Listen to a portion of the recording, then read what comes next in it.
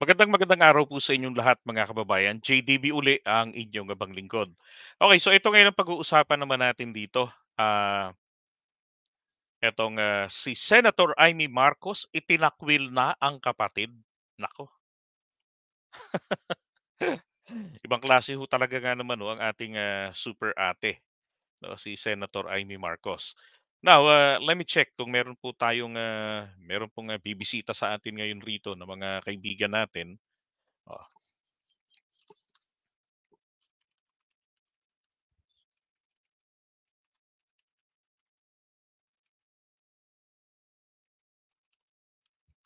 all right, here we go.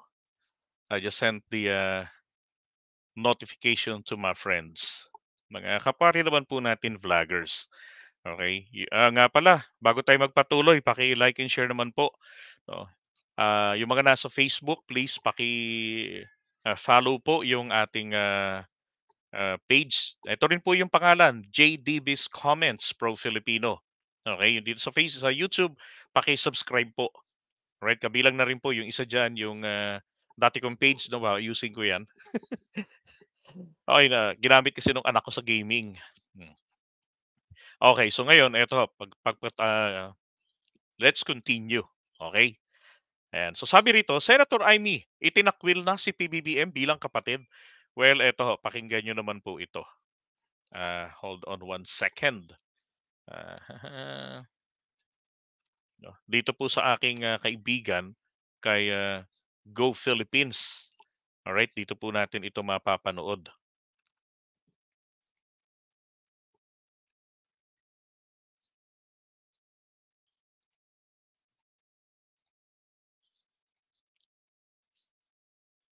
Ay, wait a second. Mali, mali. Mhm.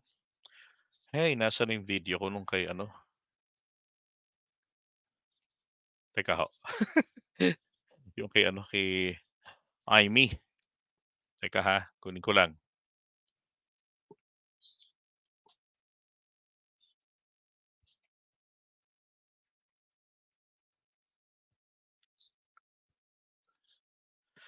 Okay, sorry.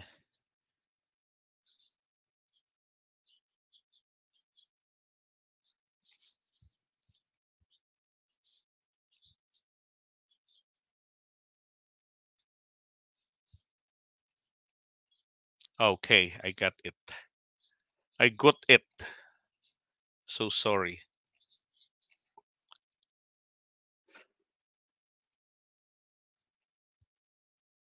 Hindi nga laban ito.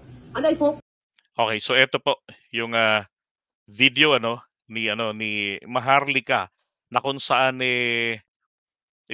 binanggit niya yan at nag-text sa kanya si Senator Amy Marcos. So tignan niyo ho muna ha kung ano yung pakinggan natin kung ano yung sinabi rito. matinding laban ito. And I hope matapos na to, Senator Amy. So, my text messages, ay message na pala, isa lang, na galing mismo kay Senator Amy. Okay? Na sinasabi niya, mga palangga, ilalabas ko na to. For sure, hindi niya pa naririnig sa iba. Ito ang message. Right? Yesterday, nagpatawag si Kuting ng meeting, di ba? Sa Congress and Congressista and Senate and Senators. Okay? Paliwas na sinasabi ni Kuting, okay? Ni BBM Kuting, Pulboronic Kuting, na siya ay, hindi niya, kinukundina niya yung ginagawa ng Congress dito sa People's Initiative. Di ba may ganun siyang drama? Ang totoo pala, mga palangga, kahapon, nung nag-meeting, ang Kongreso at Senado, nandoon na nga si Tambaluslos kasama na ni Kuting, tapos pumunta sila sa Senator Amy doon, at dismayados siya at ang ibang mga senador kasi the intention pala nitong People's Initiative na hindi People's Initiative kundi initiative ni Coting, ni Lisa at ni Tambaluslos mga palang Talagang gago talaga to, no? Si Maharlika. Pero ang nakakasuka rito, etong pakikipagsabwatan sa kanya ni Senator Amy Marcos. Ako naniniwala ako na siya yung tinutukoy ni Maharlika na kanyang puting ahas. Pero yun pong puting mga ahas na yan, marami ho yan. Okay, marami yan. Iniisip din namin kung sino-sino yung mga yon. Pero isa po rito sa nadismaya na kasi si Maharlika dahil pinahamak siya nito ni Senator Amy noong January, ito pa pala yung nagsabi ng petsa kung kailan ilalabas yung pulboronic video na hindi naman nakita ni Maharlika bagkus pinaniwalaan si Super Taye. So ngayon eto, may panibago. Senator Amy Marcos, hindi ka sumagot doon sa sinabi nito na ikaw ang source niya sa sa pulboronic video. Ngayon naman, ikaw ang source na naman niya dito sa pagtakwil mo kay PBBM bilang kapatid. Ito ang eksaktong message ni Senator Amy. Anong sasabihin sa prayer Saturday, sa prayer rally? Ano na kung ano ibig sabihin nito? Ba't itong pangalawang linya? Sabi niya, traumatic yung meeting kay BBM kanina. Kunwari, wala siyang alam. Okay? Galing to sa text message si Senator Amy. Kunyari daw, walang alam yung kapatid niya sa People's Initiative. Yun pala, todo-todo niyang sinuportahan ang PI o People's Initiative o Jutang Inang Initiative, okay, para magkaroon ng 2 times 5-year terms siya.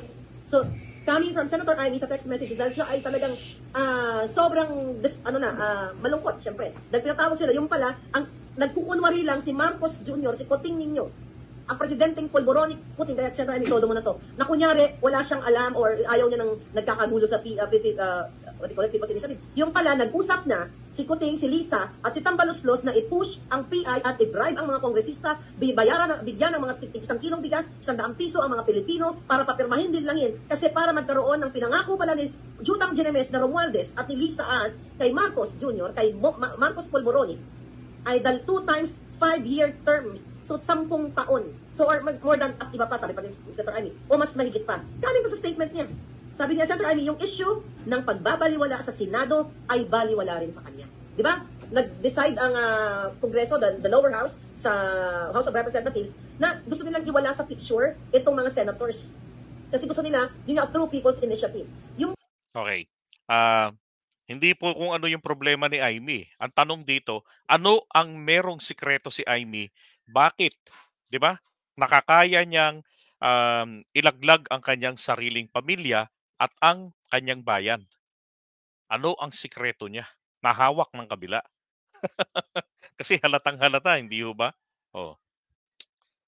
Pala, kasabwat dito si Kuting.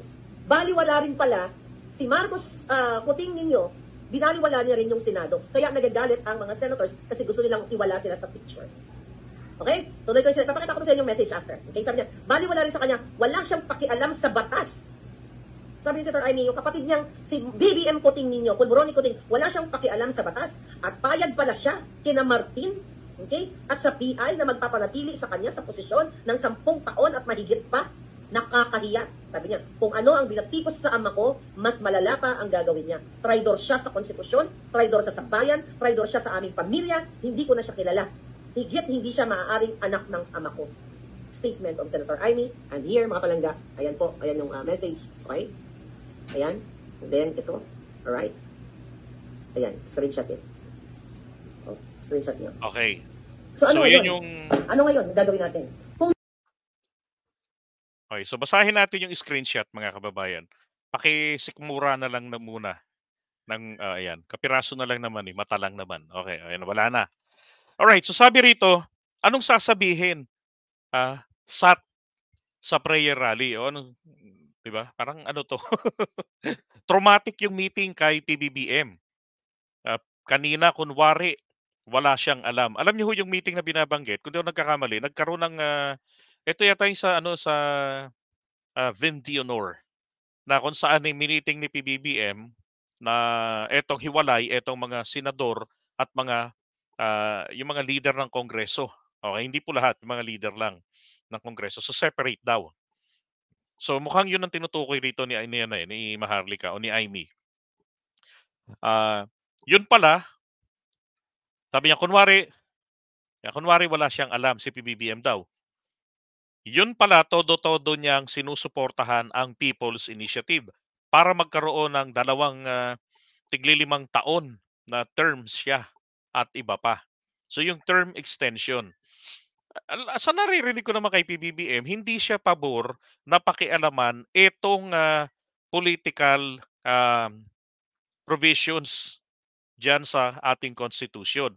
So sabi nga niya, sa ngayon ang gagawin natin, ito lamang ating economic provisions ang ating galawin. Okay? Though sinasabi naman po rin ni na Harry Roque na hindi naman natin kinakailangan na magbago ng saligang batas sapagkat nagtapos ang taon na isa tayo sa may malakas na ano na pagbangon o pag-angat ng ekonomiya. Alam niyo ho mga kababayan, umangat man po tayo by figures, ang pinakaimportante po sa lahat, umangat tayo na nararamdaman ng taong bayan. Hindi po ang makakaramdam lamang, etong mga milyonaryo, etong mga negosyante, etong mga investors. Hindi ba? Excuse me. Ah, Ngayon, ang sabi ng pangulo dati diyan, open siya. Noon ayaw niya ng tsa o ng amendments, hindi tsa amendments. Kasi gusto niyang masubukan muna yung mga umiiral na mga batas natin na naisabatas nung panahon pa ni dating Pangulong Duterte. And effective din naman. Kaya lang, hindi ito sa nakita ng presidente at nakita natin, maraming nadidismayang mga Pilipino kasi hindi nangyayari yung talagang pag-boom ng ekonomiya. Ngayon nga kailangan natin, 'di ba sabi ko nga, makipagkarerahan, makipaghabulan tayo sa ibang mga bansa. So, kung nakikita mo na meron pang kulang, nakikita mo na meron pa lang dapat pang gawin, di gawin natin, 'di ba? Why keep the constitution na alam mo naman na may problema?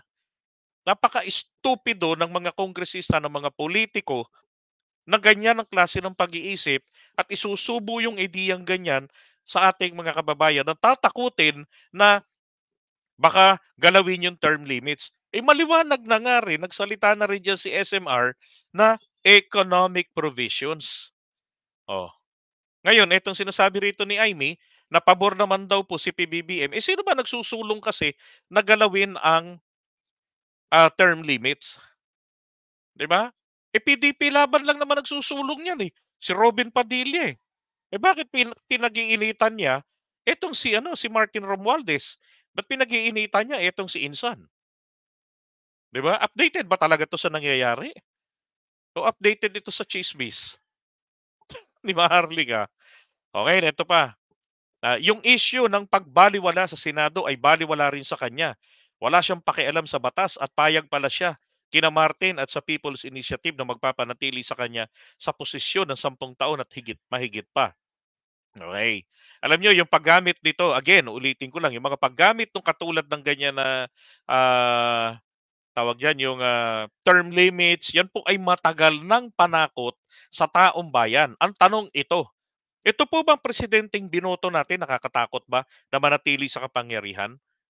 Nakakatakot ba na yung susunod na maging presidente, magkaroon ng karapatan base sa updated na constitution na tumakbo uli, mag-re-election? Lalaban naman, eh.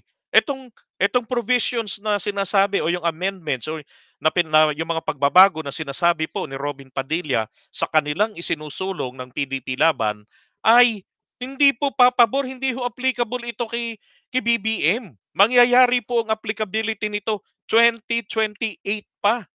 Pagkatapos ng termino ni BBM, yung mga nanalo ng 2028, kung sino po ang mga demonyong ito ay kung sino po ang mga 'to, sila po yung puwedeng lumaban na for re-election. Kasi useless naman ang term limit. Tignan mo ha, natapos yung termino, patatakbuhin ang asawa. Yung asawa nanalo dahil doon sa mayor dati o dahil doon sa gobernador, 'di ba? O dahil doon sa presidente. Nanalo ngayon dahil sa tiwala ng taong bayan.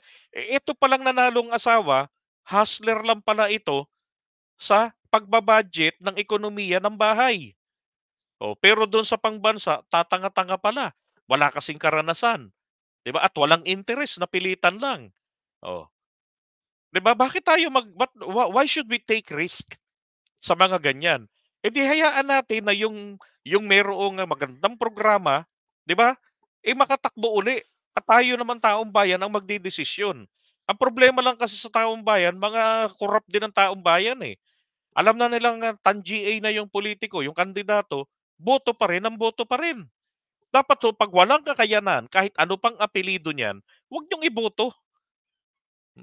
Pero kung mahusay naman yung dating nakaupo at, eligible naman dapat sana para magpatuloy, 'di ba? Aba'y iboto natin at pagbigyan natin. And then inuulit ko lang, hindi po do'n sa panukala ni Robin Padilla, hindi po gagalawin na gagalawin ang term limits pero hindi po applicable. At kung meron siyang hindi applicable kina BBM sa mga kasalukuyang nakaupo. At kung meron siyang dapat ditong banatan na may pagtatangka sa paggalaw ng, political provisions, ito si Robin Padilla awayin niya. Anak ng putya, malinaw na yung mga sinabi ni Martin. Economic provisions. Ito namang si Zubiri, ninerbyos din ng OGAGs, economic provisions din. Meron pa siyang panukala, di ba?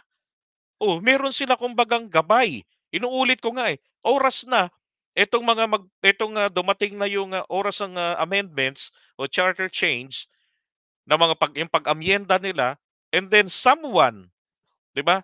Move na galawin na natin itong ganito, that is it can be considered invalid. Bakit? Kasi mandated lang kayo, 'di ba, doon sa panukalang batas nito Zubiri. Oh, guided lamang din kayo or limited rin naman kayo din dito po sa kagustuhan po ng buong Kongreso na economic provisions lamang. Hmm. Pero bakit laging binabanat ito? Bakit hindi birahin ni Aimee yung issue tungkol dun sa economic provision? Bakit kailangan nilang ibalandra itong term limits? Anak ng putya, nung araw pa yan, panakot na yan eh. Estudyante pa lang ako noon. 90s pa lang po, panakot na yung lintik na term limit na yan. Kaya nga, ang laging tanong namin noon sa prof namin na magaling, na nakakanerbiyos, yan ba nga presidenteng binoto? Bakit ano, tanong namin noon, prof, bakit pa ba tayo boboto ng presidente kung nakakatakot din naman pala? Sabi ng prof namin, bakit naman nakakatakot? Hmm. Kako, tignan nyo, ipapanukala na baguhin ang saligang batas, alisin ang term limits, tapos ipapanakot sa atin, sa mamamayan na kapag inalis ang term limits, bla bla bla, makakatakbo uli sila, ganun, ganun, ganun, ganun. Ganito mangyayari. Yun po bang binoto natin? Ibig sabihin, bumoto tayo ng ayaw natin? Kasi ayaw na natin silang magsilbi? Hindi ho ba mas dapat um, bigyan natin sila ng pagkakataon matapos ang termino? At kung pangit ang kanilang trabaho, 'di ba? Maraming paraan para tanggalin agad sa pwesto. And then pagdating ho ng halalan, kung nakatapos ng termino at tumakbo uli, 'wag na nating iboto kasi hindi pala mahusay magtrabaho, 'di ba? Pero kung mahusay magtrabaho, sinasabi nga po kako na, 'di ba, 6 years is too short for the good one and 4 years is too short, 'di ba? Ano, 4 years is too long for the bad one. Kasi dati po 4 years lang eh. Tapos eligible for re-election. Oh, ba't hindi natin bigyan ng gano'n? Masyadong kabadong ewang, hindi ko alam kung kabadong ewan ang sabi ni Amy no'n, "I'm not going to defend the Cory Constitution because etong, Aquino Constitution na 'to, ginawa ito para lang hindi kami pabalikin sa Alam mo, sinungaling. Walang nakasulat na gano'n, sa saligang batas natin na specifically against sa pamilya Marcos. If the Constitution, the 1987 Constitution, although flawed ang 1987 Constitution, kaya kailangang i-update, kailangang itama para umakma sa pangangailangan ng pagkakataon, hindi po against sa kanila. Walang provision na nagbabawal. Katunayan, ang nanay niya kabi-kabila naging kongresista. Doon sa kanila sa Tacloban, doon po sa Ilocos Norte, naging kongresista. Jaime, naging governor, vice governor si BBM, naging governor. Mga anak nila, baka pati mga apo. Ano problema niya? 'Di ba? Tapos ngayon, taksil daw sa Constitution, o traidor sa Constitution si PBBM. So, Jaime Marcos, nilalamong ka na ng sarili mong salita para lamang maka-oppose, para lamang maipahiya ang administrasyon. Abay, kakapalan na ng mukha yung tawag diyan, 'di ba? Sabi niya ito na yung pagtatakwil niya. Ah, Traidor sa bayan, traidor sa aming pamilya, hindi ko na siya kilala. higit hindi siya maaaring anak ng tatay ko. Wow! Ako, mga kababayan, naniniwala ako na ang nag-text na ito ay si Amy Marcos mismo. Unang-una, hindi niya nga mapasinungalingan na siya yung source code ni Maharlika doon sa usapin tungkol diyan sa pulburon. Na siya pa yung nagtaning ng petsa pala kung kailan niya ilalabas. Kaya sinabi ni Maharlika, January 1, January 5, 'di ba? Kaya sinabi niya, "O ikaw ano, you run out of time. Sinabi mo nagtakda ka pa ng petsa kung kailan, pero asa na, ano na?" 'Di ba? So maliwanag lang dun, gusto lang ring makapanira nito ni Amy Marcos. Alam niyo mga paninirang ginagawa nito, pupuwede itong mauwi 'di ba sa ano, sa sabihin natin, impeachment. O kung sasakyan, alam niyo naman ang mga politiko natin, alam niyo naman dito sa sa'tin, it is a number game. Hmm, anak ng baka, 'di ba? Ano pang sinabi niya nun, ni Amy? Kung mapipili lamang ang relatives, abay kako magpasalamat po kayo at hindi po puwedeng piliin ang magiging kamag-anak sapagkat baka masaktan ka lang, hindi ka rin nila piliin. Eh, 'di ba? Oh. Baka sabihin naman niya po, ang tinutukoy niya rito, si Martin Romualdez. Kasi ginanito niya rito, bakit hindi ka naman sinabihan daw siya noong October na, "Ikaw mas, maka-Duterte ka pa." Sabi naman niya, "Eh, bakit? 'Di ka naman tunay na Marcos, ah."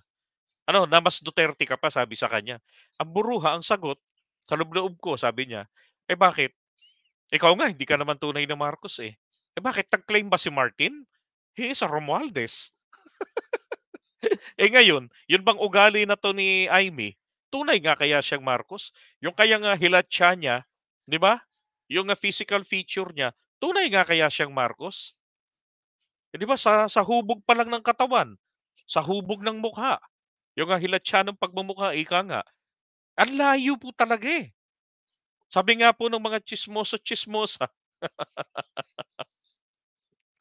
'di ba? Ang sabi nga, eto si Rafael Molina, sabi niya, "Amy may not be a true-blooded Marcos." Alam mo palagay ko nga ho totoo, eh. 'Di ba, bukod dun sa mga binanggit ko sa inyo, physical attributes niya, plus yung kanyang behavior, 'di ba, she's always deviant,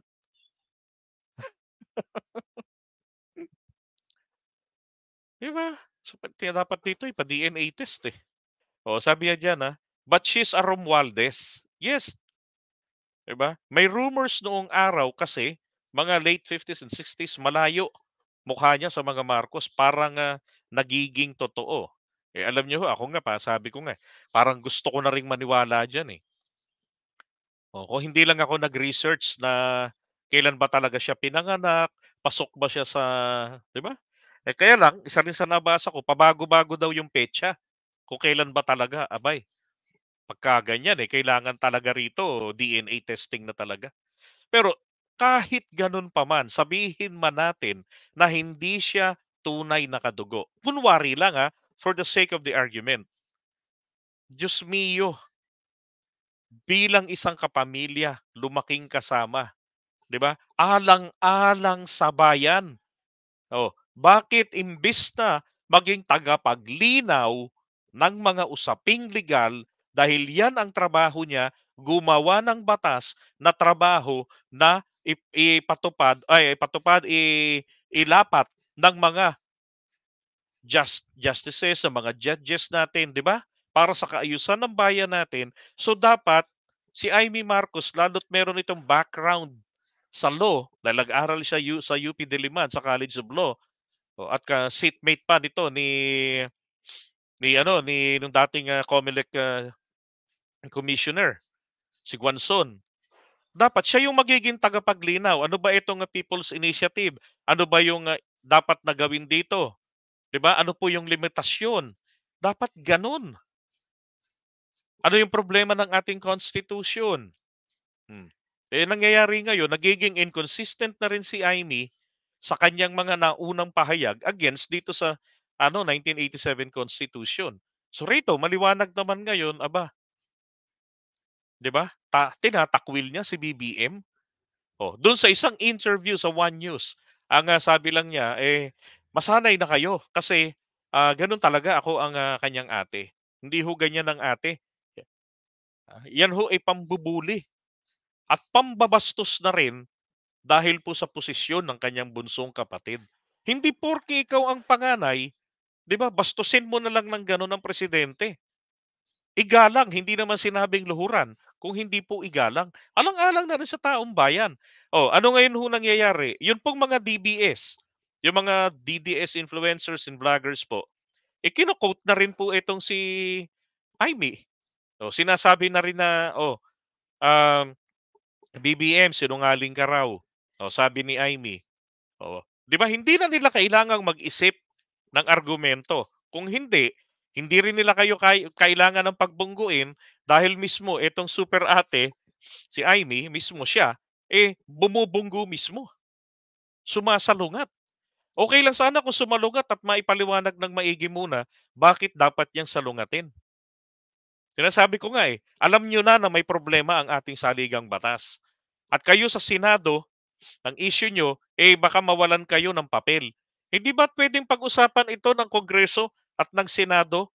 At kung ano yung mga differences ninyo, ay privately, i-fix ninyo.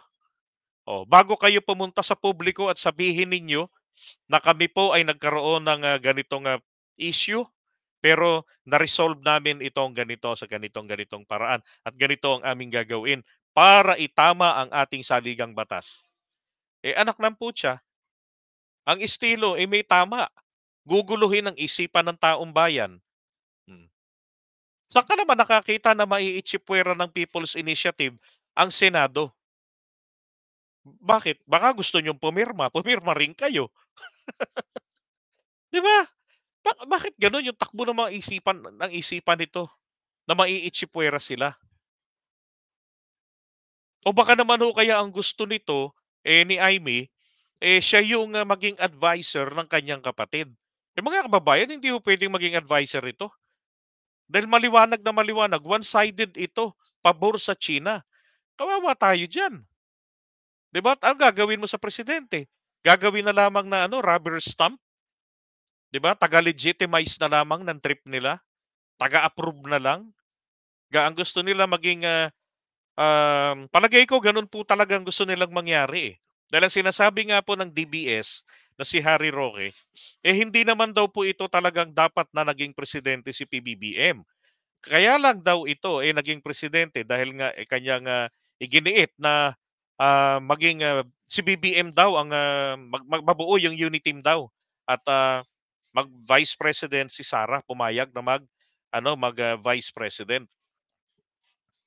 Oh, bakit? Kasi alam rin ni Imee na kapag tumakbo si Sara ng pagpanguluhan, talo ito.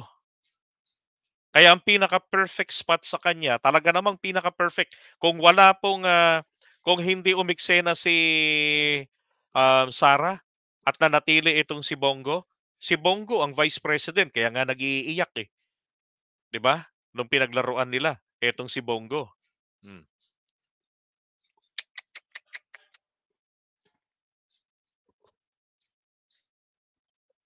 So ang gusto nila, si Sara ang tatakbo, naku po, 'pag nakalaban ni BBM 'yan, automatic lusaw, 'di ba?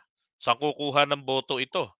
Hahatiin nila ang mga loyalista, ang mga loyalista may isang tinig na pinakikinggan. Bukod doon, may isang taong inaabangan na gusto nilang manalo na sa pampanguluhan. Either Imee Marcos or etong si PBBM. Kaya lang si Imee, kabado. Ayaw talaga mag-take ng lead katulad dito ni Enrile na binilinan pala ni Apo Lakay noong 1986. 'Di ba nagkudita-kudita sila, dapat naghunta na siya pero hindi niya ginawa. Oh, dahil sa kaduwagan na 'yan ni Imee at, gusto gagamit ng ibang tao katulad nito ni Sara, kaso hindi uubra dahil si BBM matigas. Iniwanan nga niya yung Nationalista Party, 'di ba? Na partido na talagang, umampon sa kanya. KBL siya dati, way back 2010 yata 'yun. KBL siya nun, tapos ginawa ng, Nationalista Party, ginawa siyang guest candidate. And then later on, tinanggal siya ng, KBL kasi daw pumayag na maki-guest candidate sa ibang partido. Oh, nung tinanggal siya ng KBL, ako masasabi ko na si BBM nagtatanim ng sama ng loob. Bakit? Ba't pinili niya yung, Partido Federal ng Pilipinas na walang-wala naman, iilang piraso lang ang tao diyan, 3 lang yata 'yan nung nung, nung, 2022. Oh, kasi Partido Federal ng Pilipinas lamang ang bukod tanging nanguna na i-endorso ang kanyang kandidatura. Pangalawa, itong, partido nila Larry Gadon. Oh, may duda yung, pumangalawa ka ibig sabihin may doubt pa kayo. Oh, so ang pinili ni BBM na maging political party niya, Partido Federal, na newly established, 3 years old lang. Hmm. Firm talaga siya, nakakandidato siya sa pampanguluhan. Hinihintay na lamang niya ang, desisyon ng mga Duterte. Pero one thing that PBBM, kung, kung tama ang pagkakaintindi ko, one thing that, is waiting from them is the decision who will run for Vice President. Yun lang, hindi siya bababa kung sino yung tatakbo diyan na presidente sa mga Duterte, magbibisi siya, hindi. Nandun na siya noong 2016 eh, 'di ba? Sila na tumulong. Oh, sila na yung hiningian ng tulong. Pero bakit si Cayetano pa yung, dinala ni Digong? Oh, 'di ba? Nung naging presidente, ang tinutukoy doon na hanapin na isang, Marcos pa, hindi naman din siya. Kung hindi rin naman po, si Amy Marcos din.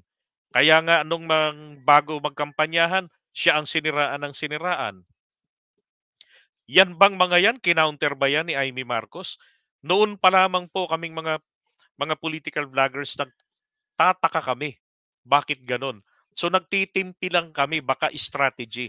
But shit naman, we are fed up of this bullshit. Nabudol kami ng strategy narrative eh. Hindi pala strategy, kung hindi ano pala, real thing pala. So ngayon, totohanan tayo. Ito na nga, naglaladlad na ng kulay, and I'm so stupid if I say this is just a strategy lang ni Amy to keep your enemy, ika nga, closer to you. You don't need to do that because your enemies are always there surrounding you. Kaya nga kailangan maging solid ang pamilya, maging buo. Ngayon meron kang banat-banat ng ganito. Ilan lang po magiging masaya rito? DBS, Dilawan, o sino pa? Yung mga mga vloggers, yun lang pagpipiestahan ito. Hmm. Ngayon bubuhayin na naman nila yung kwento na si BBM kasi, namatay yung original, nasaksak doon sa UK. At ito ay, replacement, anak ng putya, oo. Hoy, hindi pa uso clone nung araw, nung 80s. Iniisip pa lang ang cloning nung araw. Ito daw po ay, pamangkin lang daw, yan ni isang Romualdez, pamangkin lang daw, medyo hawig lang. Kaya kinuha nila at ginawang kapalit ng Bongbong Marcos para hindi mapahiya ang pamilya Marcos. Ano ba katarantaduhan na ganyan? Alam niyo ho, kung meron hong dapat na magkumpirma niyan, wala hong iba. Buhay po yung anak nung, PSG ni PBBM nung siya po ay nag-aaral pa dun sa London. Yung taong nagturo sa kanya ng martial arts. Bagamat patay na ito, etong eto tanong niyo 'to sa mga PSG, etong si Orense, kilala nila 'yan, 3 presidente po ang dinaanan, pinagsilbihan 'yan. Pangatlo po si Apo Lakay. Isa siyang, photographer tapos PSG. So nung, estudyante si PBBM sa London, yan po ang kanyang personal na bantay. At yan ang nagturo sa kanya ng martial arts. Kaya marunong yan ng, judo karate, si PBBM. Hmm, nak ng putya. Ano 'yun, nang mamatay do'n bigla-bigla na lang pinalitan. O eto naman yung bago mong tuturuan ng judo, karate. Ay naku, ibang klase. Sabi ni ano, ni Boy, "Imee itinakwil na si PBBM." Yan, ganda ng thumbnail, Baka naman hindi talaga siya Marcos. Ayun na nga sabi ko ipa-DNA na natin, eh. Presyo rin para magpa-DMA, 'di ba? Kitang-kita at damang-dama ang pagka-Pilipino ni Gibo. Ay naku, totoo naman po, ah. Sabi ko nga nung nakaraan, sana si Gibo na lang yung tumakbong Vice President, eh, 'di ba? Pero alam niyo may mga tamang panahon po para diyan, eh. May tamang panahon diyan, oo. Okay, so iwan po muna natin 'to. Hindi walang sumilip na ano, na kaibigan natin. Mukhang, antok na antok pa sila.